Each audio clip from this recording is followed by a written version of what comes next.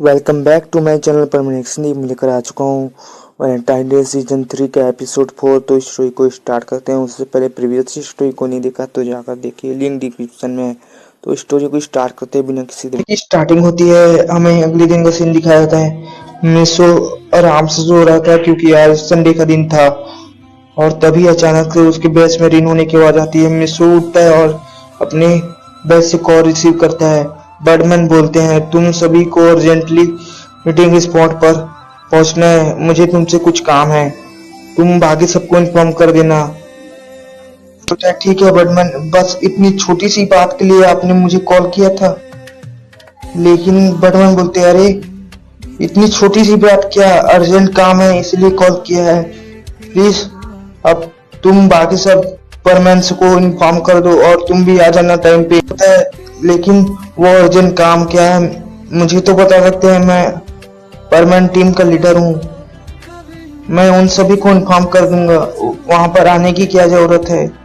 लेकिन बर्डमैन बोलते नहीं, तुम सभी को मीटिंग स्पॉट पर आना ही पड़ेगा क्योंकि मुझे तुमसे कुछ काम है। फिर बर्डमैन कॉल को काट देते हैं। के बाद मिसो बेड से उठता है और फेस वॉश करने के लिए चला जाता है और नहा कर भी आ जाता है। फिर हम देखते हैं मिसो अपने रोबोट के साथ बातें कर रहा होता है कि क्या कारण है जिसकी वजह से बर्डमैन ने हमें अर्जेंट मिलने के लिए बुलाया है। लेकिन उसके रोबोट के पास उसके सवालों का कोई जवाब नहीं होता। तो उसका रोबोट उससे बोलता है, देखो अगर तुम्हें बर्डमैन ने बुलाया है तो कोई अर्जेंट काम ही होगा, ये तो तुम्हें जाकर ही पता चलेगा ना, तो देर क्यों कर रहे हो। और क्या तुमने बाकी सब बर्डमैन को इन्फॉर्म कर दिया है। तभी बर्डमैन बोलते हैं नहीं। फिर वो अपने बेड से बाकी सभी को इन्फॉर्म कर देता है और सही समय पर मीटिंग स्पॉट पर पहुंचने के लिए बोल देता है। ट्रेन शिफ्ट होता है कुछ समय बाद का, जहां पर मीटिंग स्पॉट पर दिखाया जाता है मिसो और बाकी सभी बर्डमैन सही समय पर मीटिंग स्पॉट पर पहुंच गए होते हैं। तभी वहां पर बर्डमैन आते हैं और सभी से कहते हैं, तो तुम सभी कैसे हो बच्चों। बर्डमैन से बोलते हैं, हम सब ठीक है, आप बताइए आपने हमें अर्जेंटली यहाँ पर क्यों बुलाया है। बर्डमैन सभी को बोलते हैं, तुम सभी का प्रोग्रेस कुछ महीनों से अच्छा चल रहा है। अभी मिसो बीच में बोलता है, अच्छा बस इतनी ही सी बात के लिए आपने मुझे इतनी गहरी नींद से जगा दिया बर्डमैन बोलते हैं, आगे की बात तो सुनो मिसो। वो अर्जेंट बात ये है, तुम चारों में से किसी एक को मेरे साथ बर्ड प्लेनेट चलना पड़ेगा और वहां पर बर्डमैन बनने की ट्रेनिंग लेनी पड़ेगी। और जब तुम बर्डमैन बन जाओ तो तुम पर निर्भर करेगा कि तुम पृथ्वी पर आना चाहते हो या फिर बर्ड प्लेनेट पर ही बर्डमैन बनकर रहना चाहते हो। लेकिन मैं डिसाइड नहीं कर पा रहा हूँ कि तुम चारों में से मैं किसको ले जाऊं। के बोलते ही सभी बर्डमैन सोचने लग जाते हैं। सबसे पहले हमें पाको को दिखाया जाता है जो सोचते हैं कि वो बर्ड प्लेनेट जाएगी और बर्डमैन बनने की ट्रेनिंग लेने के बाद मिसो के पास वापस आ जाएगी। लेकिन उसके दिमाग में एक ख्याल आता है, अगर वो बर्ड प्लेनेट चली जाएगी तो मिसो अकेला रह जाएगा और उसके गैर मौजूदगी में अगर मिसो को कोई दूसरी लड़की पसंद आ गई तो वो क्या करेगी। ऐसा नहीं हो सकता, मैं ऐसा नहीं होने दूंगी। ऐसे सोचते ही वो सीधे बर्डमैन से मना कर देती है और बोलती है, मैं बर्ड प्लेनेट नहीं जाने वाली। उसके बाद हमें बूबी को दिखाया जाता है जो सोचता है कि वो बर्ड प्लेनेट जाएगा और बर्डमैन बनने के बाद वो वहीं पर रहेगा। लेकिन उसके मन में ख्याल आता है कि अगर वो अपने ग्रैंडफादर और मदर को छोड़कर बर्ड प्लेनेट में नहीं रह सकता, उसे पृथ्वी पर ही अच्छा लगता है। इसलिए वो कहता है कि नहीं, मुझे बर्ड प्लेनेट नहीं जाना। वो सीधे बर्डमैन को मना कर देता है। उसके बाद हमें पायोन को दिखाया जाता है। पायोन मन में सोचता है कि मुझे बर्ड प्लेनेट चले जाना चाहिए क्योंकि मुझे यहाँ पर अच्छा सा लगता है और वहाँ पर मैं बर्डमैन बनने की ट्रेनिंग के साथ साथ बर्डमैन बनने के बाद बिजनेस करूंगा। लेकिन तभी बर्डमैन बोलते हैं, पायोन तुम क्या सोच रहे हो, मुझे मालूम है तुम वहां पर बिजनेस स्टार्ट करने की सोच रहे हो ना, लेकिन वहां पर कोई बिजनेस स्टार्ट नहीं किया जा सकता क्योंकि बर्डमैन की पावर सिर्फ दुनिया की रक्षा करने के लिए है, ना कि पर्सनल यूज करने के लिए, समझे? आयरन बोलता है तो फिर मैं नहीं जा सकता। मिस्सू को दिखाया जाता है, मिस्सू सोच रहा होता है कि वो बर्डमैन के साथ बट लेने जाएगा ताकि वो और भी ज्यादा पावरफुल बन सके और उस पावर का यूज वो बाकी सबकी सुरक्षा के लिए कर सके। उसके बाद वो डिसाइड कर लेता है कि वो बर्डमैन के साथ बर्ड प्लेनेट जाएगा और बर्डमैन ट्रेनिंग के बाद वो पृथ्वी पर वापस आएगा बाकी सब की सुरक्षा के लिए।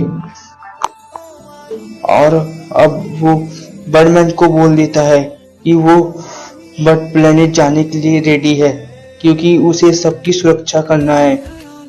खुश होकर बोलते हैं, मैं जानता था मिस्रो कि तुम्हारा जवाब यही होगा क्योंकि तुम अपने बारे में नहीं दूसरों के बारे में सोचते हो। चलो ठीक है, तो मैंने डिसाइड किया है कि तुम मेरे साथ जाओगे। अगले हफ्ते हम दोनों बर्ड प्लेनेट के लिए निकलेंगे। उसके बाद तुम्हारा आना कब होगा वो कोई नहीं जानता, इसलिए तुम जितना चाहो एक हफ्ते में पृथ्वी पर एंजॉय कर और उसकी नजर मिस्सू में से हटने रही थी, जरूरत नहीं है। वो सोच रही थी वो उसका काम उसके साथ और टाइम स्पेंड नहीं कर पाएगा, वो हमेशा के लिए बर्ड प्लेनेट चला जाएगा और फिर आएगा नहीं। उसके मन में उल्टा सीधा ख्याल आ रहे थे, वो उदास हो गई और वहां से जाने के बारे में सोच ही रही थी कि तभी बर्डमैन सभी से बाय कहते हुए टेलीपोर्ट हो जाते हैं और फिर मिस्सू होता है वो पाको से बोलता है, आई एम सॉरी पाको, मैंने एक भी बार तुमसे पूछा नहीं कि मुझे क्या करना चाहिए। मुझे लगा कि मुझे बर्ड प्लेनेट जाना चाहिए तुम सबके लिए बेहतर बनने के लिए। मिस्सू को रिप्लाई देते हुए बोलती है, कोई बात नहीं मिस्सू, मैं जानती थी कि तुम्हारा डिसीजन यही होगा और इसीलिए तो तुम्हें मैंने पसंद किया। ठीक है, अब मैं चलती हूँ, बाय। और वो वहां से चली जाती है अपने घर की तरफ। फिर पायन और बूबी मिस्सू को कांग्रेचुलेशन कहते हैं और बाय कहते हुए अपने घर की तरफ चले जाते हैं। फिर हम देखते हैं मिस्सू थोड़ी देर के लिए वहीं पर रुकता है और फिर वो भी अपने घर की तरफ निकल जाता है। अब सीन शिफ्ट होता है, हमें मिस्सू का घर दिखाया जाता है जहाँ पर मिस्सू अपने बेड पर बैठा हुआ था और अपने रोबोट को सारी बातें बता रहा था। उसकी सारी बातें सुनने के बाद जो उसका रोबोट होता है उससे पूछने लगता है, अगर तुम यहाँ से चले जाओगे तो तुम्हारा क्या होगा और तुम्हारी फैमिली का ख्याल कौन रखेगा? मिस्सू बोलता है, उसके लिए तुम हो ना। और मिस्सू का रोबोट मिस्सू से बोलता है, वो सब ठीक है मिस्सू, लेकिन तुमने उस पाको के बारे में सोचा है जो कि तुमसे प्यार करती है, उस बेचारी का क्या होगा? रोबोट को रिप्लाई देते हुए बोलता है, हाँ मैं जानता हूँ कि वो थोड़ी दुखी होगी, लेकिन वो भी जानती है कि मैंने ऐसा डिसीजन क्यों लिया है, तो वो भी समझ जाएगी, वो मेरे लिए वेट कर लेगी और जब तक मैं बर्ड प्लेनेट से ट्रेनिंग लेकर बर्डमैन बनकर वापस नहीं आ जाता वो मेरे लिए वेट करेगी। वो बोलता है, तुम तो बता रहे थे कि पाको उदास थी, मुझे नहीं लगता कि पाको तुमसे दूर होना चाहेगी। लेकिन मिस्सू बोलता है, नहीं वो मुझसे दूर कहाँ हो रही है, मैं तो बस थोड़ा परफेक्ट बनने के लिए जा रहा हूँ, उसी के लिए और सभी के लिए। वो जानती है डिसीजन लेने के पहले उसके बारे में काफी कुछ सोचा, वो भी यही चाहेगी कि मैं उसके प्रोटेक्ट हूँ और उसका प्रोटेक्शन करने के साथ साथ मैं दुनिया का भी प्रोटेक्शन कर सकूं, इसीलिए मैं बर्ड प्लेनेट जाना चाहता हूँ। रोबोट बोलता है, तो फिर ठीक है, वो तुम्हारे लिए इंतजार कर लेगी। मिस्सू बोलता है, बस तुम मेरी फैमिली का ख्याल रख लेना, रोबोट सब तुम पर है। मिस्सू का रोबोट बोलता है, ठीक है, मैं तुम्हारी फैमिली का ख्याल अच्छी तरीके से रखूंगा। मिस्सू इमोशनल हो जाता है और अपने रोबोट को हक कर रोने जैसा हो जाता है, उसकी आंखों में आंसू होता है और वो अपने रोबोट को कुछ बोल रहा होता है, लेकिन रोबोट को कुछ सुनाई नहीं देता। फिर भी वो मिस्सू को बोलता है, अरे मिस्सू, रोने वाली कोई बात नहीं, तुम भी ना इमोशनल हो जाते हो। तो रोबोट भी इमोशनल हो जाता है, क्योंकि उसने भी मिस्सू के साथ काफी अच्छी पल बिताया है और वो भी मिस्सू को दोस्त जैसा मानता है। वो इमोशनल होते हुए बोलता है, तुम मुझे भूल तो नहीं जाओगे ना मिस्सू, मुझे याद तो करोगे ना।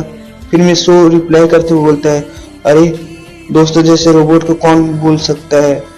फिर हम देखते हैं वो दोनों आपस में हंसी मजाक करते हैं। फिर मिस्सू थोड़ी देर बाद अपने रोबोट को बोलता है, ठीक है तो फिर मैं तुम्हें डीएक्टिवेट करता हूँ और अब तुम भी आराम करो और मैं भी आराम करता हूँ, क्योंकि कल मुझे अपने फैमिली के साथ टाइम स्पेंड करना है। तुम डीएक्टिवेट हो जाओ।